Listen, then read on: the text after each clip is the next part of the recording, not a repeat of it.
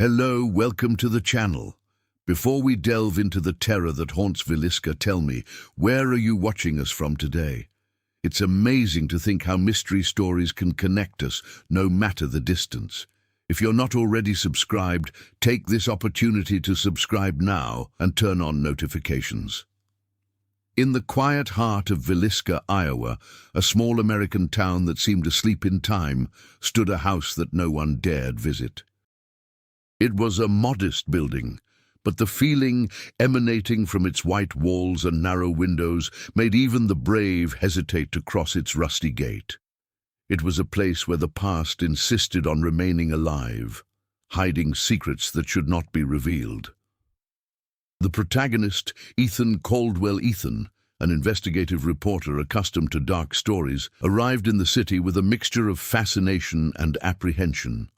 He didn't believe in ghosts, but he did believe in unsolved mysteries, and above all, in the power of truth hidden beneath layers of fear and superstition.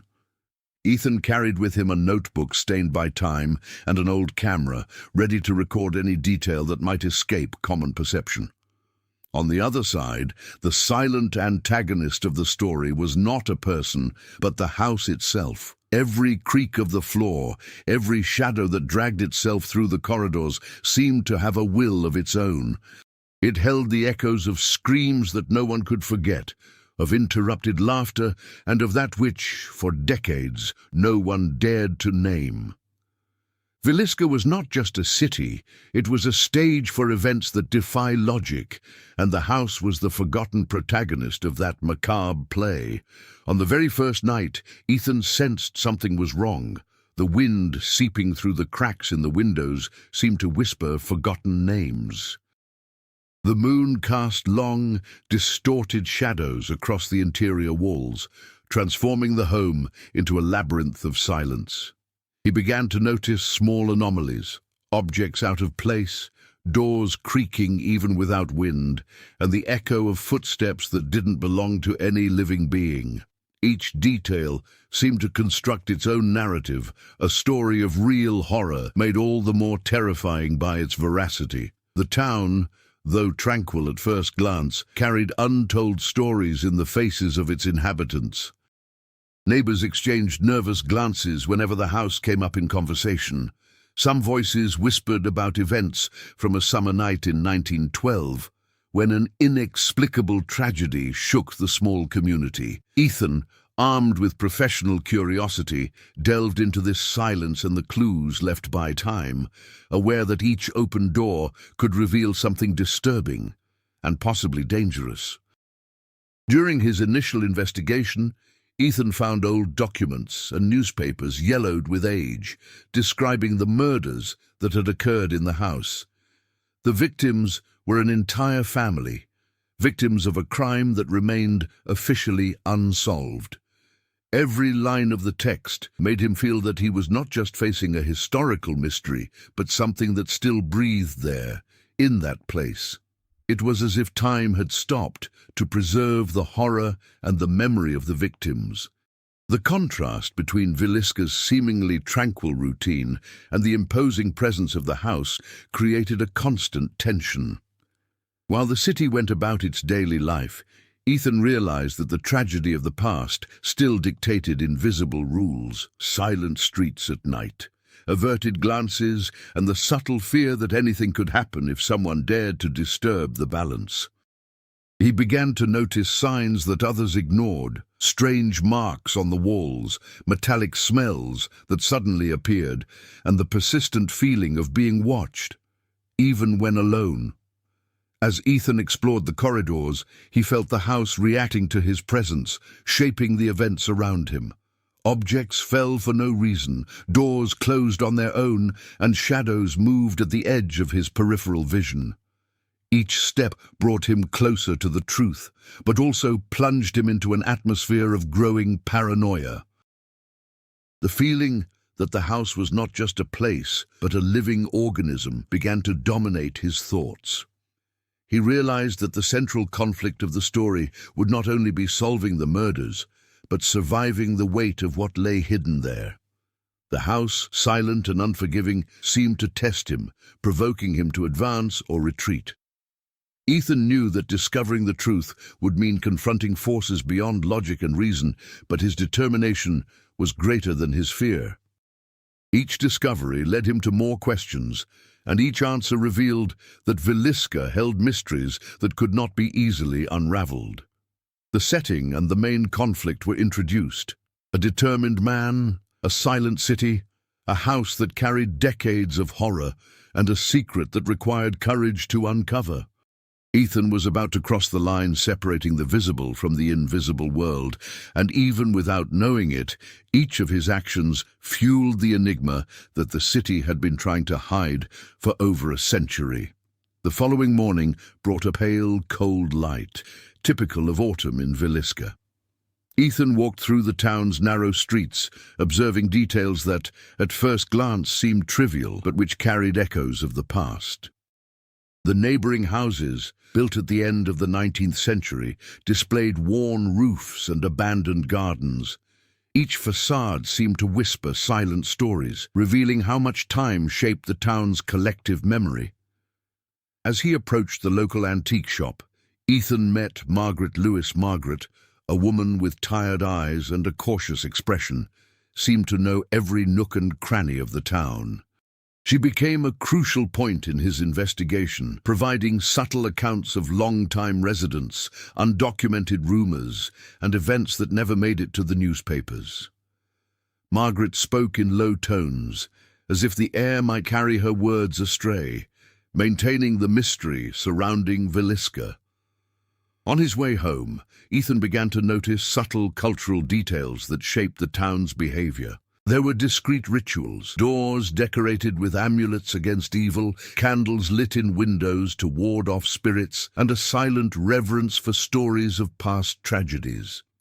Every everyday gesture seemed a response to an ancestral fear, creating a continuous tension between normal life and the underlying horror that hung over Villisca. Delving deeper into the investigation's context, Ethan discovered secondary characters who further complicated the mystery. Sheriff Tom Hensley. Ethan, a robust and taciturn man, seemed to know details he never put down on paper. His reluctance to talk about the house wasn't carelessness, but a carefully erected barrier to protect the town from a disturbing truth. Ethan sensed that behind the sheriff's cordiality, there was a layer of fear, a collective awareness of the danger the house represented. The city's narrative blended with historical elements, such as old newspapers describing Villisca during its economic heyday, and reports of families who had disappeared or suffered unexplained tragedies. Ethan realized that the environment was not merely a backdrop, it was an active character, shaping the decisions and fears of the inhabitants, and creating a constant tension that permeated every street and corner. Inside the house, the depth of the characters became even more evident. Ethan found old photographs clinging to the peeling walls, revealing faces from a forgotten era, empty gazes that seemed to follow every movement. Each object had a story. A clock stopped at the exact moment of the crime, furniture ruined by time, and clothes that seemed to have been hastily left behind. These narrative elements allowed the reader to understand the characters through their possessions, habits, and legacies without relying on lengthy explanations. Furthermore, Ethan realized that the antagonist's history, the house itself, was built from layers of memories and energy left by its former inhabitants and visitors. The house not only remembered, it reacted, shaping events to test the courage of anyone who dared to explore it. Every hallway, every shadow, and every creak seemed to contain intentions, as if the structure itself were alive and aware of its macabre history. The interactions between Ethan and the townspeople revealed hidden motivations and unique character arcs. Margaret, for example, displayed a mixture of compassion and fear, torn between helping Ethan and preserving the town's secret. Sheriff Tom, despite his rigid appearance, showed signs of inner conflict, balancing his official role with the silent fear they all shared. Ethan, in turn, began to evolve, From a skeptical reporter, he became a man deeply immersed in the weight of the story, realizing that some truths could not be fully understood without accepting the unknown. Villisca's world thus became an intricate network of people, stories, and environments, all interconnected. Every detail of the setting directly influenced the characters' decisions and actions, creating a sense of complete immersion for the reader. Ethan learned to decipher the silent behavior of the city, understanding that the horror was not only in the house, but in every gesture, every look, and every silence laden with meaning. The city presented itself as a living organism, with layers of mystery and tension intertwined with daily life. And Ethan found himself increasingly involved, realizing that the truth he sought would require more than courage. It would require an understanding of what Villisca had become over decades of fear and silence. As the investigation progressed, Ethan began to feel that the town didn't want the truth to be discovered. Clues emerged amidst silence and distrust. Old letters hidden in dusty trunks, newspaper clippings that had never been properly filed, and scattered accounts from residents that seemed more fearful than informative. Each discovery increased the tension, but also made it clear that the house was not just a crime scene, but an entity that shaped events and manipulations around it. Inside the house, Ethan realized that the structure reacted to his presence in subtle yet unsettling ways. Doors that had previously been locked opened on their own, shadows stretched unnaturally, and almost imperceptible whispers echoed through the hallways. Each new event seemed like a test of his resolve, forcing him to decide whether to advance or retreat. The fear became physical. The heavy air, the creaking of the floors, and the unexplained metallic odor intensified the feeling that the house did not want to be discovered. Relationships with secondary characters became crucial at this point in the conflict. Margaret began to share details she had previously omitted, stories of families who had visited the house and were never seen again, missing objects, and signs that something in the house not only killed but transformed the perception of anyone who dared to approach. Sheriff Tom, though still reluctant, began to realize that Ethan would not be easily discouraged. The tension between the two men was palpable. Authority versus curiosity, fear versus courage, tradition versus revelation. The antagonism intensified as Ethan explored the older rooms of the house. He found a room that seemed to have been preserved exactly as it was on the day of the 1912 massacre. Piles of clothes, scattered toys, and a neatly made bed showed that time seemed to have stood still there. Ethan felt the presence of the victims, as if past events were being reenacted for him. Every detail reinforced that the truth was rooted not only in history, but in the very physical space that now confronted him. While investigating, Ethan began to notice strange patterns. The appearance of signs on the walls that were only visible in indirect light, objects that changed position, and a feeling of being watched that never left him. The house became a psychological labyrinth where every step required caution and every choice carried risks. The perception of danger increased the suspense. There was not only fear of the past, but of what might emerge if the secrets were unearthed. The conflict also manifested itself outside the house. Residents began to act strangely when they realized Ethan was getting too involved. Small acts of sabotage emerged, keys disappearing, doors being locked before his arrival, and warning glances from people who, until then, seemed neutral. Ethan understood that the entire town was aligned to maintain silence, creating a social and psychological conflict beyond the physical horror of the house. On a particularly tense night, Ethan heard sounds coming from the attic where no one had entered for decades. Driven by curiosity and a reporter's instinct, he climbed the creaking stairs, finding a series of objects that detailed the murders. Rusty knives, dust-stained clothes that seemed to absorb the light, and diaries that recorded old fears and confessions never shared. Reading these texts made Ethan feel a mixture of fascination and terror. The past was alive, and the house seemed to feed on every emotion and doubt. Tension reached a critical point when Ethan realized that someone, or something, was directly interfering with his investigation. Lights flickered, objects fell, and a sense of presence became increasingly concrete. The line between reality and illusion began to blur, making the environment unpredictable.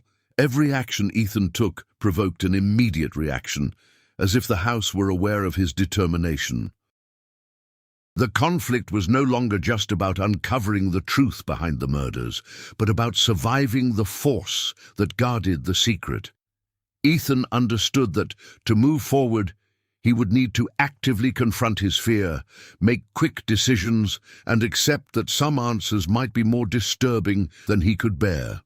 The narrative built constant tension, alternating moments of intense action with discoveries that deepened the sense of imminent danger. The story thus unfolded in multiple layers: the conflict with his own home, the confrontation with the suspicious residents, the psychological tension of dealing with disturbing evidence, and the fear that each step could bring irreversible consequences. Ethan found himself increasingly immersed in the mystery, realizing that uncovering the truth would require not only courage, but also an ability to interpret signs that went beyond logical understanding. As Ethan delved deeper into the mysteries of the Villisca house, he realized that the horror wasn't confined to the building's walls. Subplots emerged in the most unexpected places, connecting past events to recent occurrences and linking seemingly ordinary lives to dark secrets. Each resident seemed to carry their own narrative, intertwined with the main enigma, but with unique nuances that heightened the tension. Margaret Lewis, the weary-eyed woman, revealed that not only had the murdered family been victims of the violence of the time, but that other minor disappearances in the city had been minimized or forgotten. Ethan began to compose a mental map of clues that extended beyond the house. Abandoned streets, dry wells, and locked attics contained fragments of the past, reminding him that Villisca as a whole was marked by terror. Each detail provided a layer of complexity that reinforced the idea that nothing in the city was accidental. Another subplot emerged from the relationship between Sheriff Tom and the community. Although he appeared indifferent, he hid a deep fear that influenced his actions. Protecting the town also meant preserving the secret of the house. When Ethan questioned residents, exchanged glances, restrained whispers, and cautious gestures were noticeable. The tension between protecting and revealing became an invisible force that directed the narrative, creating moral dilemmas and situations of constant conflict. Within the house itself, internal subplots emerged at every turn. Ethan discovered records from past visitors who reported inexplicable phenomena: doors closing on their own, objects disappearing, and voices that belonged to no one present. He realized that these stories were fragments of the same central horror, but that each experience had its own uniqueness, making the investigation more complex and unpredictable. The house functioned like an organism that absorbed and reflected the fear of each individual, amplifying their memories and fears in unexpected ways. Tension rose with the presence of enigmatic symbols and markings scattered throughout the rooms. Ethan noticed subtle patterns, such as furniture arrangements that seemed to follow ancient rituals, discrete inscriptions on the walls, and deliberately displaced objects. Each discovery brought to light new subplots, stories of former residents, missing visitors, or traumatized witnesses that intricately connected to the main narrative, demanding careful and constant analysis from the reporter. The residents, without realizing it, also added complexity to the plot. Communication between them created a parallel narrative: those who secretly helped Ethan, those who tried to hinder his progress, and those torn between curiosity and fear. These interactions revealed layers of social conflict that mirrored the horror of the house, reinforcing the atmosphere of tension and distrust. The entire town seemed like a chessboard of interconnected pieces, each action triggering reactions beyond the protagonist's control. One night, Ethan found an old diary hidden beneath loose floorboards. In it, a visitor to the house described experiences that blended reality and hallucination, including fleeting apparitions and sounds that seemed to narrate past events. This record showed that the line between the past and the present was becoming increasingly blurred, and that every decision made within the house could have unexpected repercussions. The psychological subplot intensified. Ethan needed to discern between real perceptions and manifestations of the city's collective fear.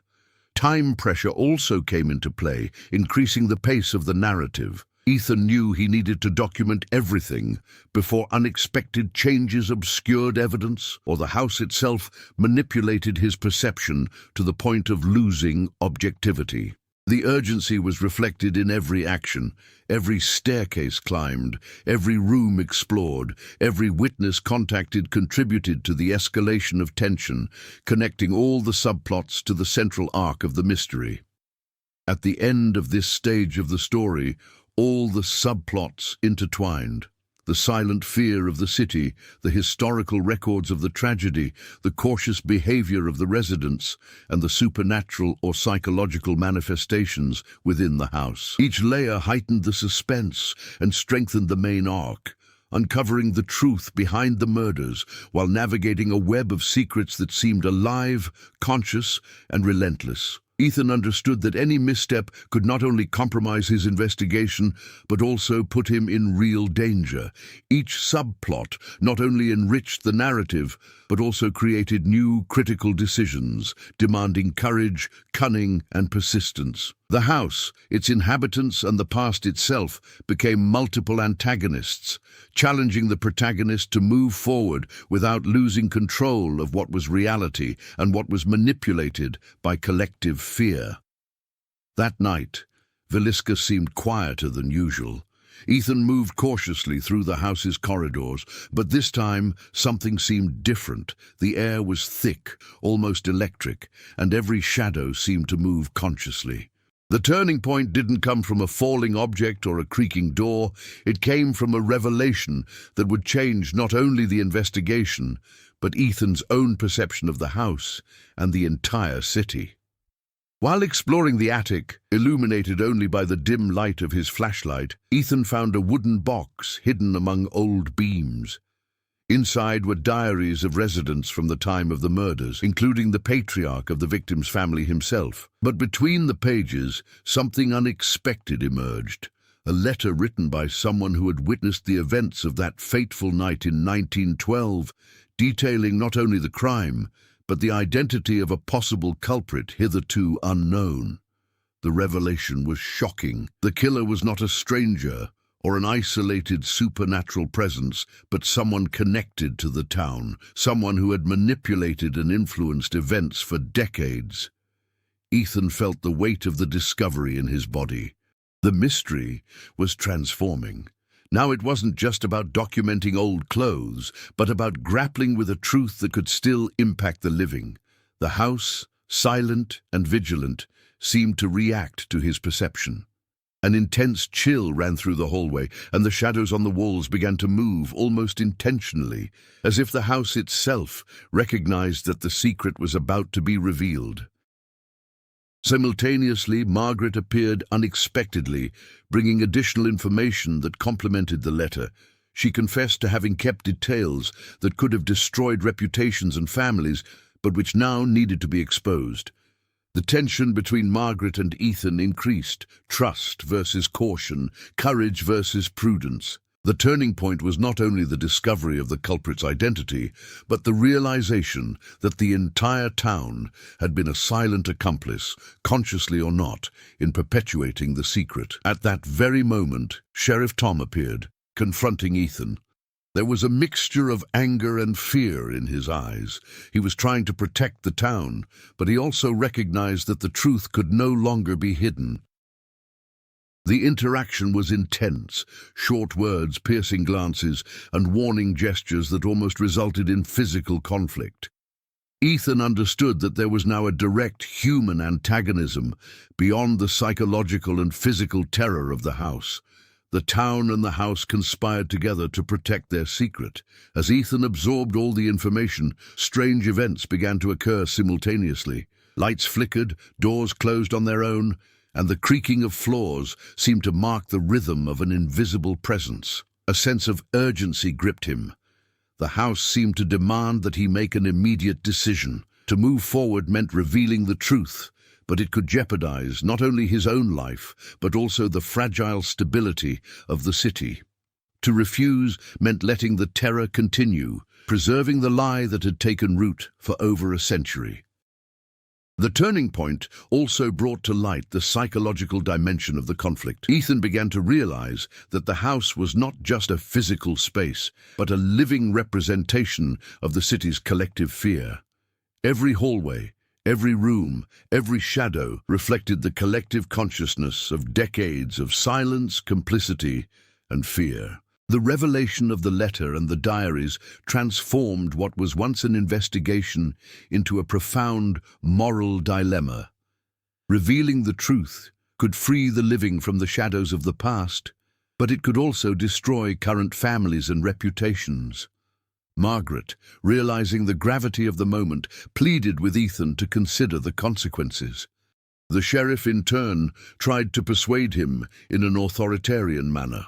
But now the tension had become a direct confrontation between ethics, curiosity, and survival. Ethan realized that the climax of the story would not only be the confrontation with the past, but the decision of how to act in the face of the power that knowledge conferred upon him. And then the house seemed to intensify its presence. Winds surged through the rooms without explanation, shadows stretched in impossible directions, and the creaking of the floorboards transformed into an echo of ancient screams.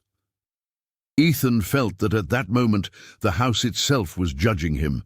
Would he be worthy of revealing its secrets, or would he be destroyed by the very terror he helped perpetuate? The turning point, therefore, was not merely a factual revelation, but a radical shift in the direction of the story. Until then, Ethan had sought to understand past events. Now he found himself facing decisions that would impact the present and the future, not just of an investigation, but of the entire city of Villisca. The line between past and present had blurred, and every future action carried the weight of centuries of fear and silence. The tension reached its peak when Ethan decided he needed to act. The reader realizes that the central conflict is not just about discovering the culprit, but navigating disturbing truths, social pressures, and the weight of a fear that permeated the entire city. The narrative, previously linear, transforms. Past and present collide. Secondary characters gain relevance, and the house reveals itself as a living, conscious, and relentless antagonist. The revelation of the culprit's identity and its connection to the entire town immediately transformed the dynamics of Villisca. Ethan realized that the truth had the power to shake both the present and echo through the past, and that each character now reacted in unexpected ways, intensifying the conflict that already dominated the narrative. Margaret, who until then had been a silent guide, became an active ally, helping Ethan organize the evidence, but also moderating the disclosure of the truth. Her fear had not disappeared. On the contrary, it became more palpable. Each document, each old testimony, carried the risk of exposing stories that could destroy families still alive or provoke violent reactions from those who felt threatened. Ethan realized that Margaret's own courage was a direct consequence of the prolonged tension that gripped the city. She knew more than she could reveal, and now it was impossible to keep the secret. Sheriff Tom reacted in a contradictory way. On the one hand, he felt relief at finally having someone willing to deal with the truth. On the other, the realization that years of silence and protection of the town had been insufficient generated frustration and anger. Ethan realized that the town, represented by the sheriff, was not reacting merely as a collection of individuals, but as a collective organism agitated by the threat of losing control over its past. Inside the house, the reaction of the structure itself seemed to intensify. Doors slamming shut on their own, shadows stretching out almost consciously, and a sudden chill that ran through the hallways created a feeling that the house was on high alert. Ethan understood that his actions had triggered physical and psychological consequences.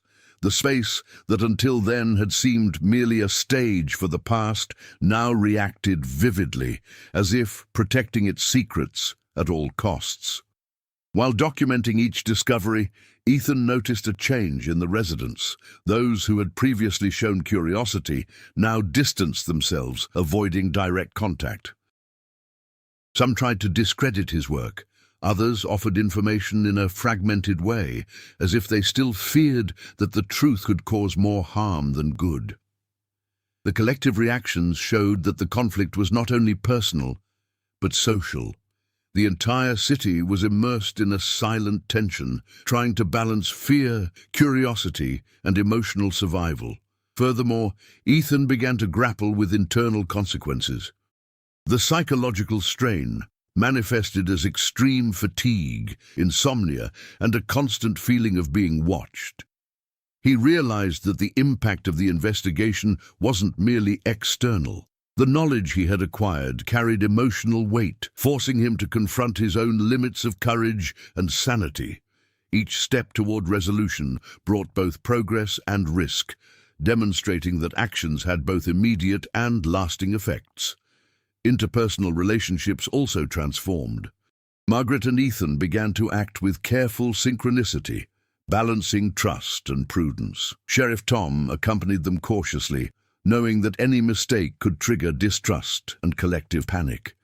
Each interaction carried implicit tension, reflecting how the truth affects not only the perception of past events, but also present choices and behaviors. The silent, observant town of Villisca seemed to respond to every decision made. Small signs of resistance emerged.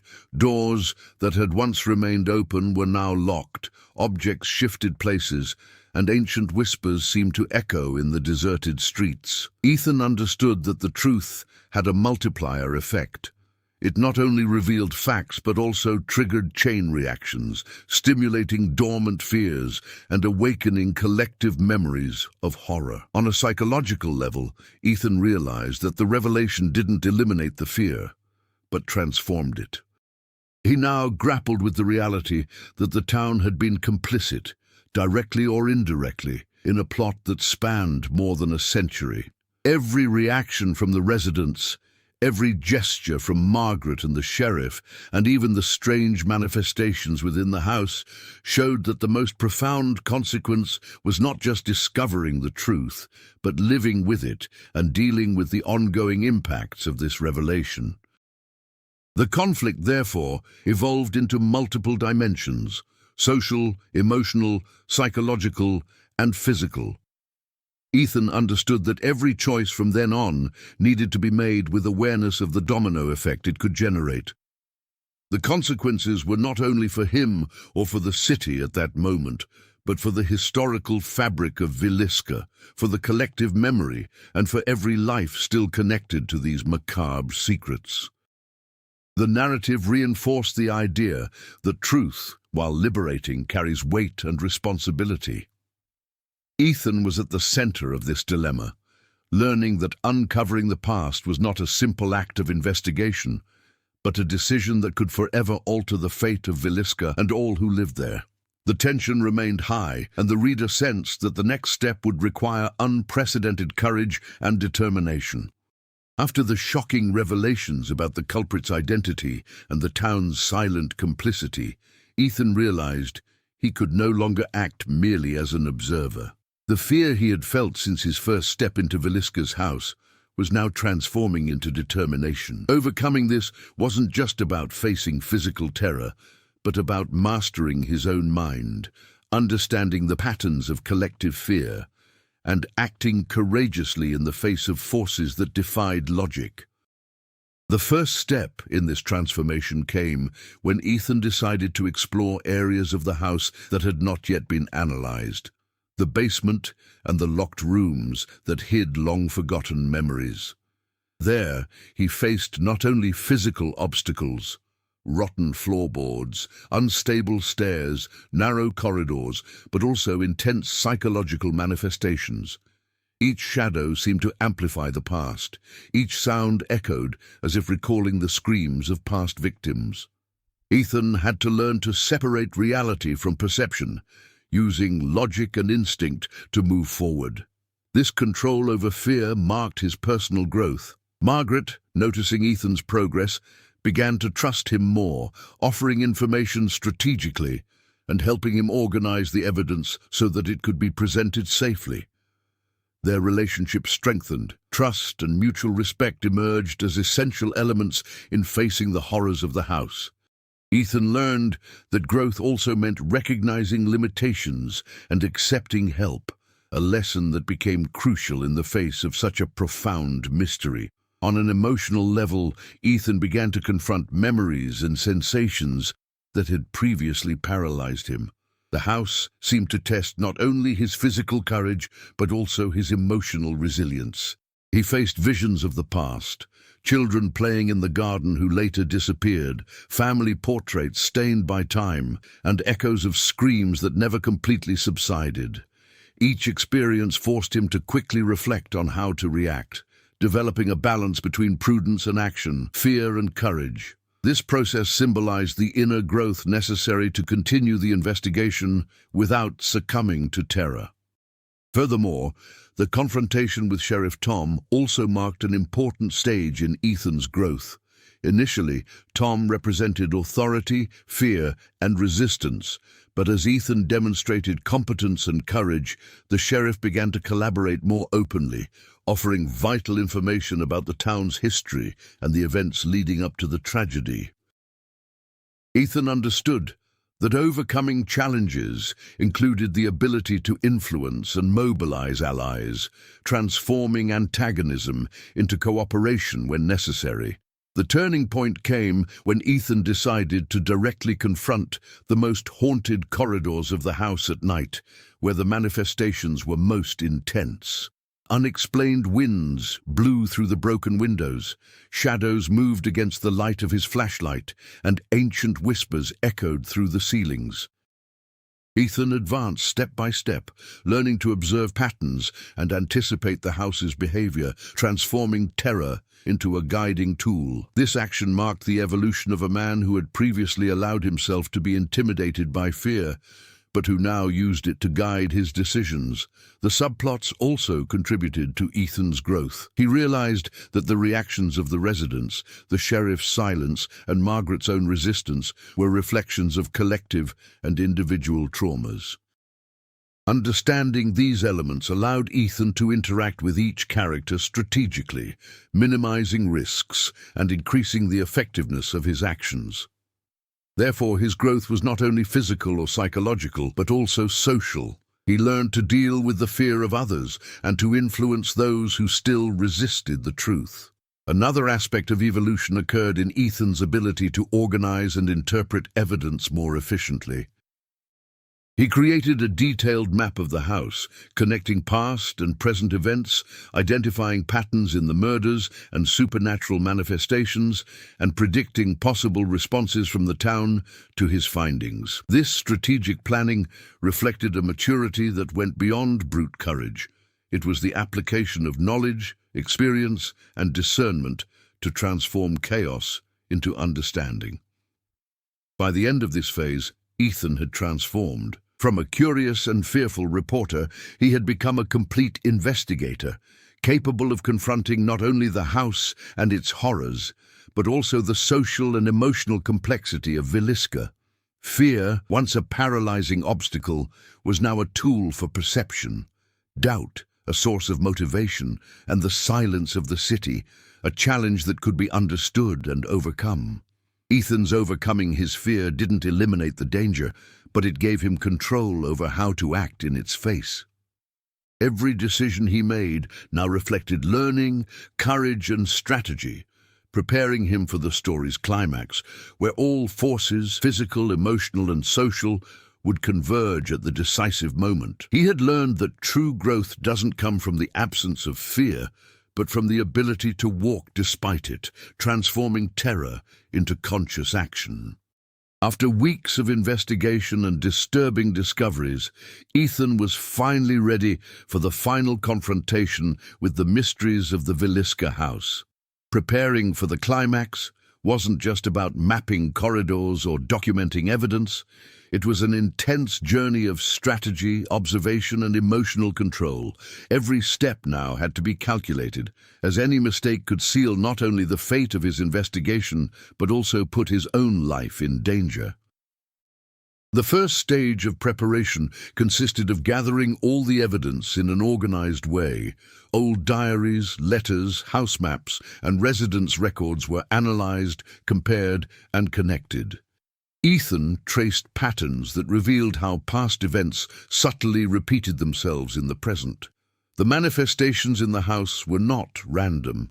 There was a rhythm, almost like an internal logic of the structure itself, which could now be anticipated. Each corridor had its own danger, each shadow a possible warning.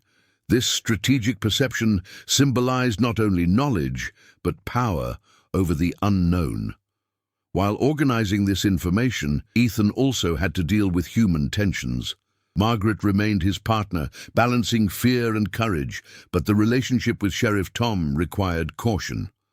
Tom, reluctant to allow the truth to be fully exposed, insisted on protecting certain town secrets, creating an inevitable conflict. Ethan realized that part of preparing for the climax involved aligning with or circumventing these external forces, understanding motivations, fears, and possible reactions. This ability to predict human behavior was as crucial as understanding the house itself.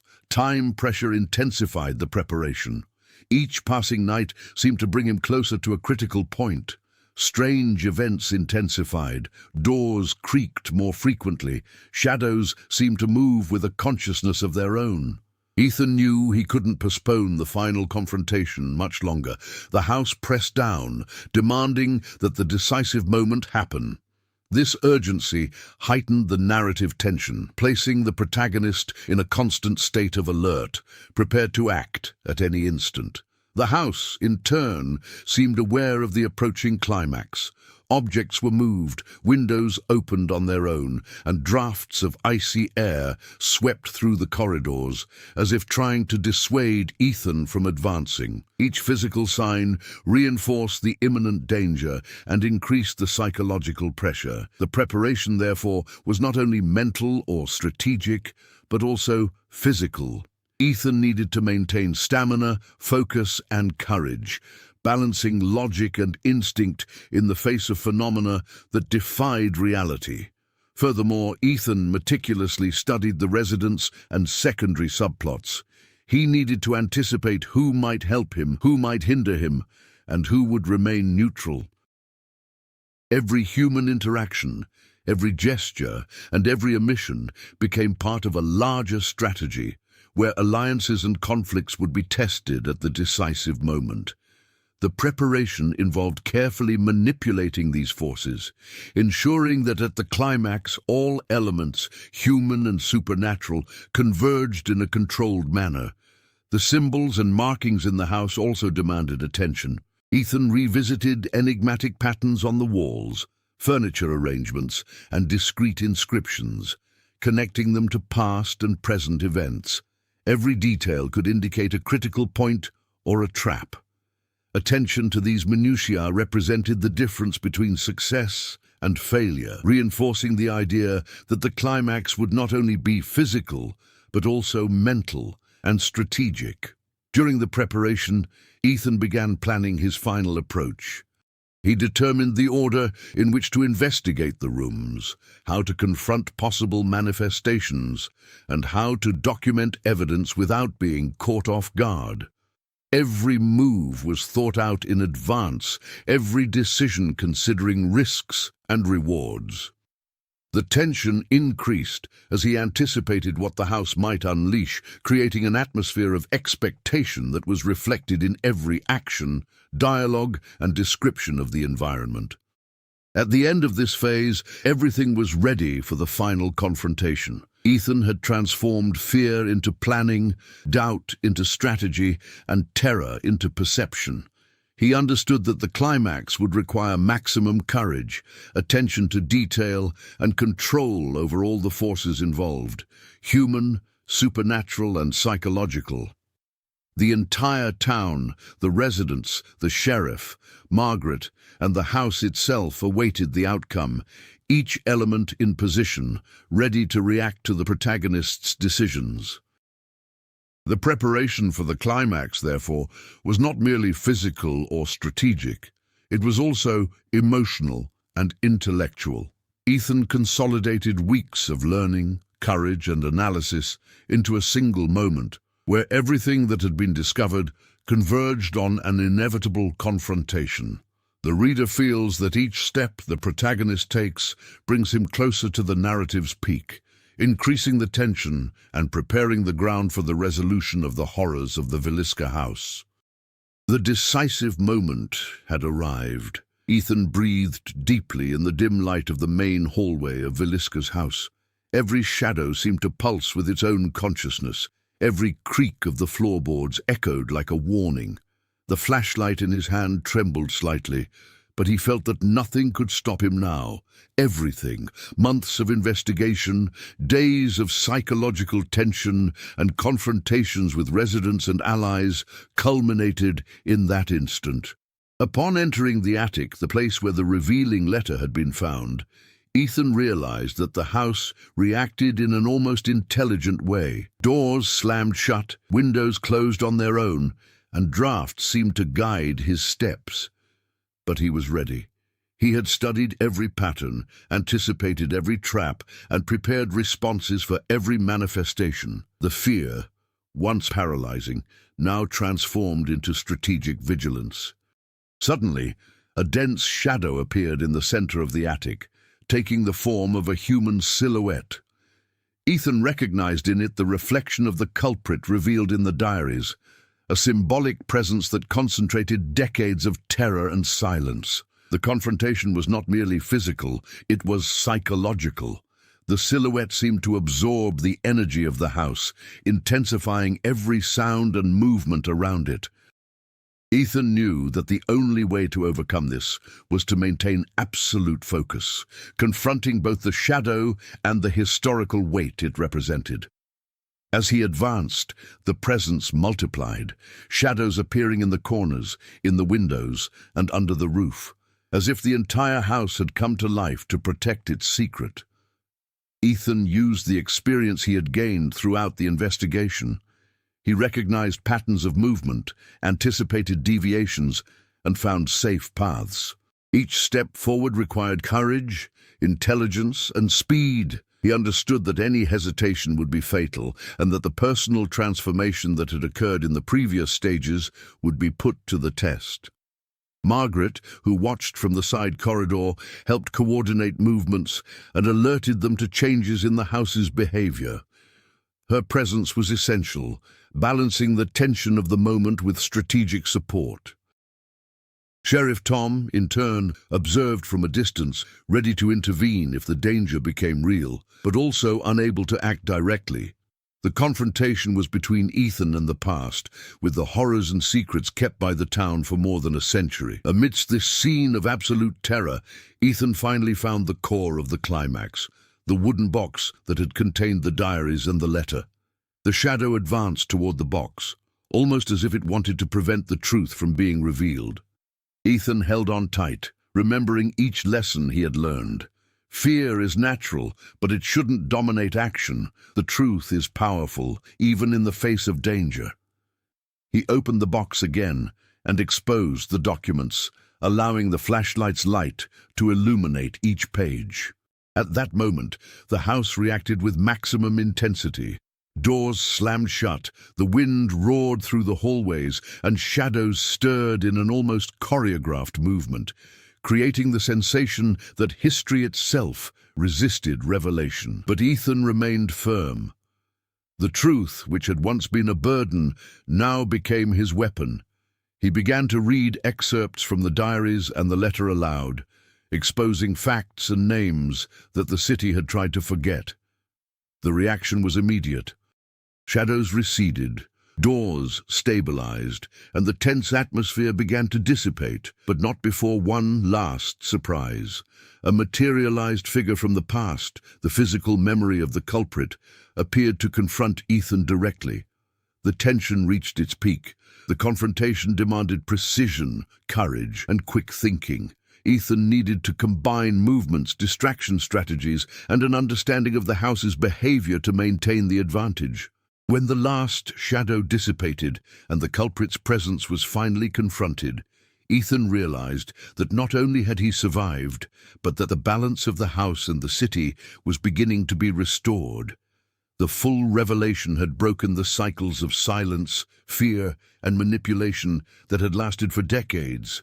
Villisca would never be the same again, but the truth had finally emerged, and with it the release of the terror that had been kept secret. In the climax, the protagonist not only confronts the antagonist, the shadow and the house itself, but also consolidates his personal transformation. Ethan emerged from the confrontation as someone who had mastered fear, understood the complexity of human relationships, and had learned to cope with the weight of the past. Every action taken during this decisive moment reflected growth, strategy, and courage, making the climax not just a resolution of events, but also proof of emotional and intellectual evolution. The narrative tension, which had been building since the introduction, reached its peak and at the same time paved the way for the denouement. The immediate consequences were visible: shadows receding, evidence preserved, and trusted allies by Ethan's side. But the narrative indicated that the impact of the revelation would expand beyond the house, affecting the town and all its inhabitants, setting the stage for the conclusion. With the climax finally resolved, Villisca seemed to breathe again, but cautiously, like someone who had learned not to fully trust silence. The house, which for decades had held secrets and horrors, was now just a physical structure, without the same menacing presence as before. Ethan, exhausted but determined, realized that the truth had not only liberated the place, but also placed him in a position of responsibility for the legacy of that story.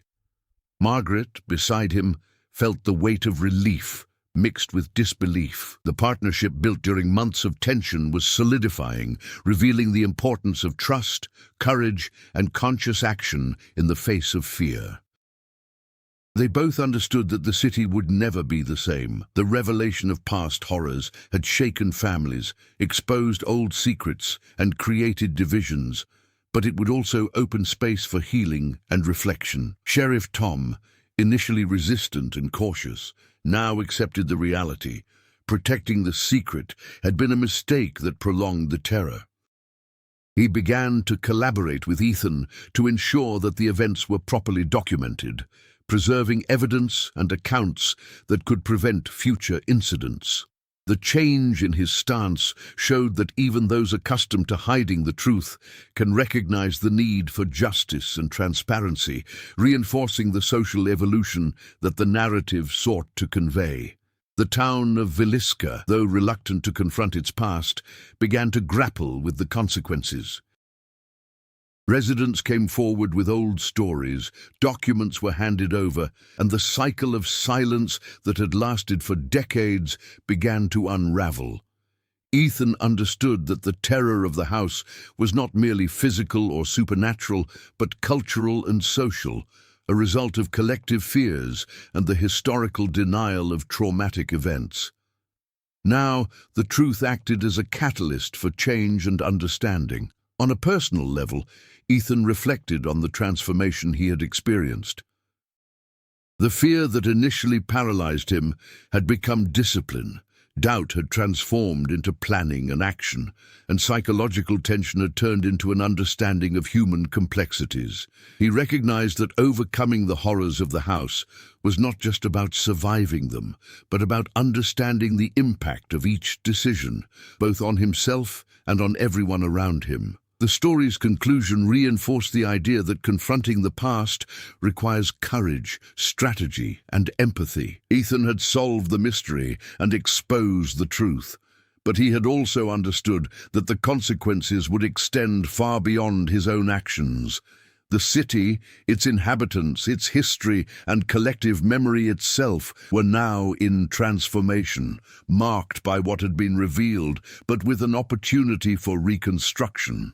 Ultimately, Villisca remained a symbol of mystery and learning. The terror of the past could not be erased, but its influence would be transformed into lessons and awareness. Ethan, Margaret, and even Sheriff Tom emerged from this experience changed, carrying the certainty that facing the unknown is painful but essential for personal and social evolution. The town slowly began to confront the truth and rewrite its own history without hiding secrets or fears.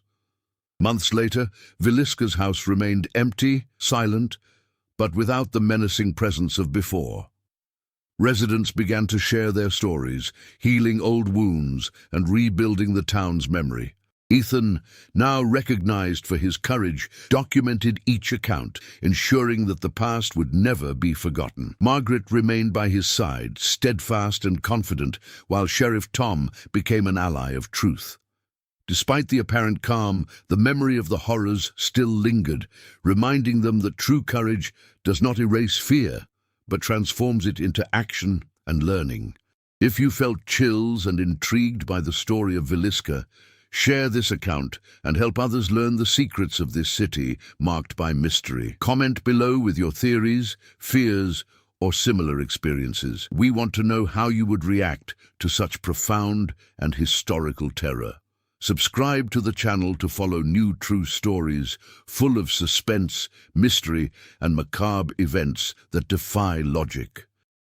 Each subscription and comment helps keep the memory of these events alive and ensures that terror and truth continue to be explored responsibly and engagingly.